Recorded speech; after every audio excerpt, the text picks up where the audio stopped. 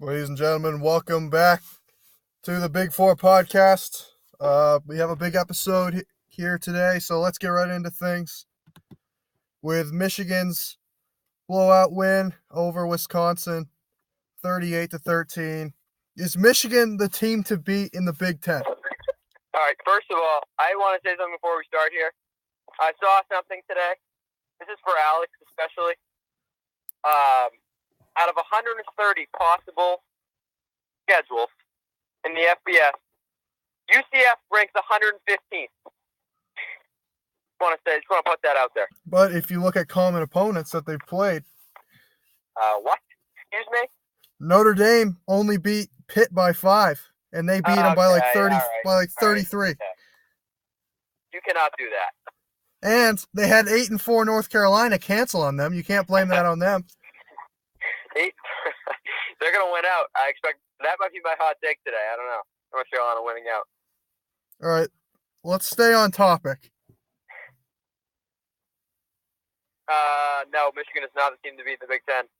Not yet. They got to win these next two games, and then we'll see. But it was a very good program win, the best win in the Harbaugh era thus far. That's a joke. That's stupid.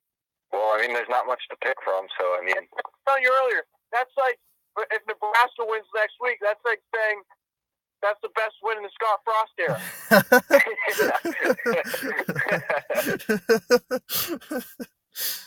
Well, we have two top 15 wins. One of them was against crappy Florida last year. The other one was against Wisconsin, where we won the game 14-7. Yeah, on that, so I'd say a blowout I remember win. that game, on that BS roughing the snapper call, which also happened the last game as well. I don't know why the refs hate Wisconsin, though.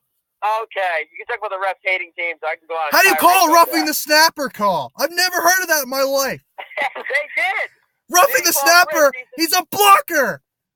Imagine them calling roughing the center on a normal play. No, it's different. There's a rule with the snapper. That's so stupid.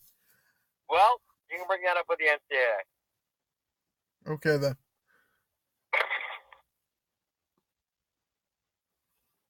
What do you guys think? There's not the best team in the Big Ten, and they're not the team to beat. Not even close. I think Minnesota's the team to beat. No, okay, well, we beat them. That means we're the team to beat. No, Minnesota's still the team to beat. All right, fair enough. No, I don't think so yet. What about stupid Rutgers? Hey, don't make fun of stupid Rutgers. They only lost by 27 last game. Alex, is Michigan the team to beat in the Big Ten? No. They're the second best team in the Big Ten right now, as of right now, but they're not the best. You know what? Ohio State is everybody's dad, and that's the way it is. I don't care. I saw Ohio State. I saw Michigan. No excuses. Michigan should beat Ohio State this year, and if they don't, they will choke. That is what I think. Michigan ran the ball all over Wisconsin. Minnesota ran the ball all over Ohio State. I expect Michigan to do the same thing. I expect Karan Higdon to go for over 200 yards on the Buckeyes defense. And I expect Michigan to win. And if they don't, it'll be another choke under Harbaugh. Okay, fair enough, but what happens if they lose one of these next two games? Then it won't matter. That game Well, will they not won't. matter. And if they lose one of these next two games, then they'll choke. Because we already know Penn State sucks, and we know Michigan State sucks. So they should easily beat those two teams. And they should cruise. The stupid Rutgers could be a tough game on the road, but they should cruise to November, whatever the heck they play them. Late November, they should cruise. And they should handle the Buckeyes. And then when they play whoever they play out of the West, they should absolutely destroy them. So no excuses. I don't want to hear any more excuses the rest of the year. Well, I don't make excuses for this team, so you won't hear any. Biggest rivalry in the Big Ten, Rutgers, Michigan. No. Illinois, Ohio State. Yes. Illy Buck. Okay. Let's move on to the next topic. Michigan State beats number 8 Penn State in Happy Valley. we're focusing on Michigan State on this slide, and the next slide we'll focus on Penn State. So, what are your thoughts about Michigan State's performance?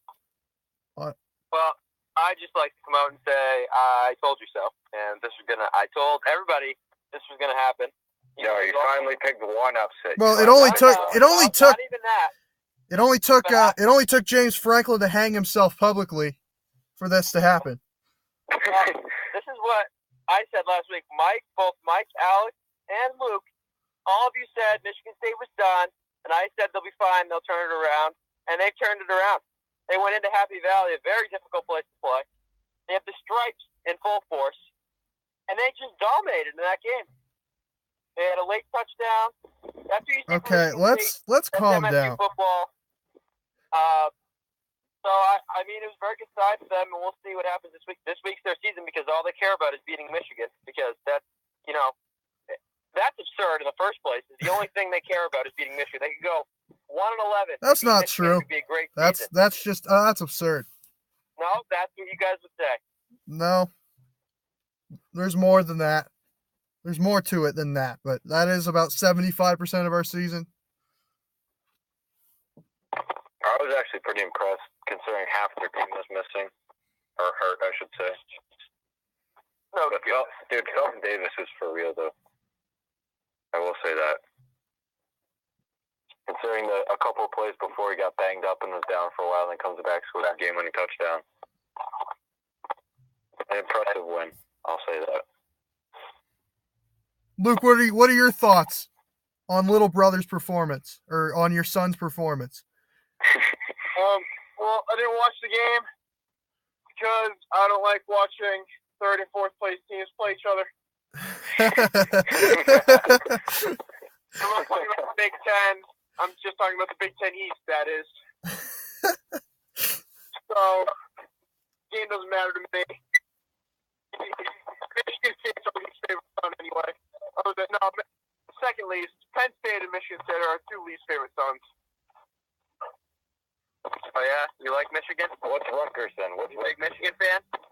Rutgers is the stupid uncle. No, the drunk Native American uncle that does the tomahawk chop.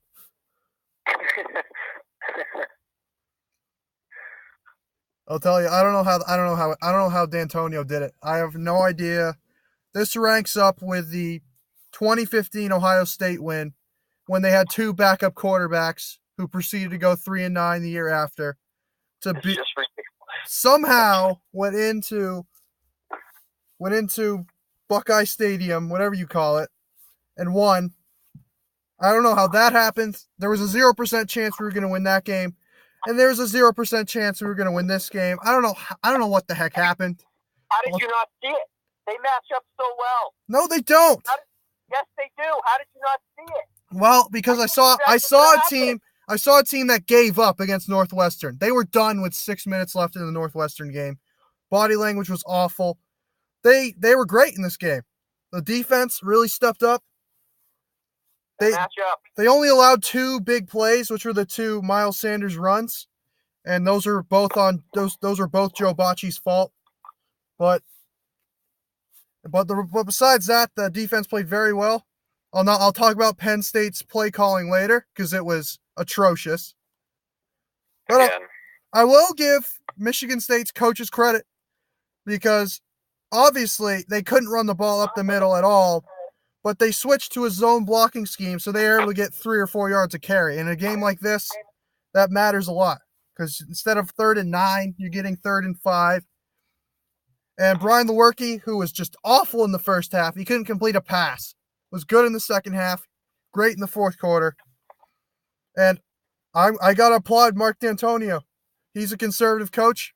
That fake punt in the first half really got things rolling. And I didn't mind the fake field goal call because they obviously saw something on tape and he was open and Lewerke just put too much air under it. He almost caught it. Definitely caught Penn State off guard except for that one guy. But anyways, I just love it. I don't know how he does it. I don't know how Coach D continues to win these games, but he finds ways to win these games.